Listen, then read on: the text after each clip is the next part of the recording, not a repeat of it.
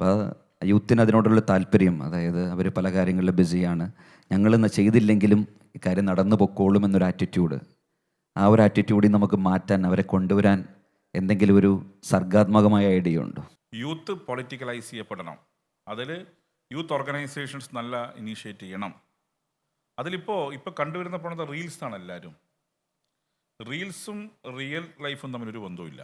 ഇപ്പം ഞാൻ വരുമ്പം തന്നെ നിങ്ങൾ റീൽസ് എടുക്കുന്നത്, ഞാനൊന്നും ആ ഒരു കോമ്പിനേഷനുള്ള ആളുകളല്ല. ഞാൻ ഇറങ്ങുമ്പം തന്നെ ക്യാമറക്കാരാണ്.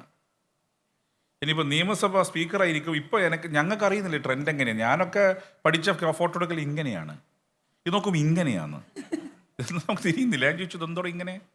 അപ്പോൾ പുതിയ ട്രെൻഡ് അങ്ങനെയാണ് പോലും. അപ്പോൾ റീൽസ് റിയൽ ലൈഫും തമ്മിൽ, റീൽസ് ലൈഫും റിയൽ ലൈഫും തമ്മിലൊരു ബന്ധവുമില്ല. റിയൽ ലൈഫ് വളരെ പ്രധാനമാണ്. അതിനകത്ത് അവരുടെ വിഷയങ്ങൾ അഡ്രസ്സ് ചെയ്യലാണ്. നമ്മളൊരു മാർച്ച് നടത്തി ഒരു 30 സെക്കൻഡ് റീൽ ഉണ്ടാക്കിക്കൊണ്ട് കാര്യം പരിഹരിക്കപ്പെടണം. അവരുടെ വിഷയങ്ങളെ സത്യസന്ധമായി അഡ്രസ്സ് ചെയ്യാൻ നമുക്ക് പറ്റണം. അത് ആ നിലയിൽ കേരളത്തിലെ യൂത്ത് ഓർഗനൈസേഷൻസ് അഡ്രസ്സ് ചെയ്യുന്നതാണ് എൻ്റെ വിശ്വാസം.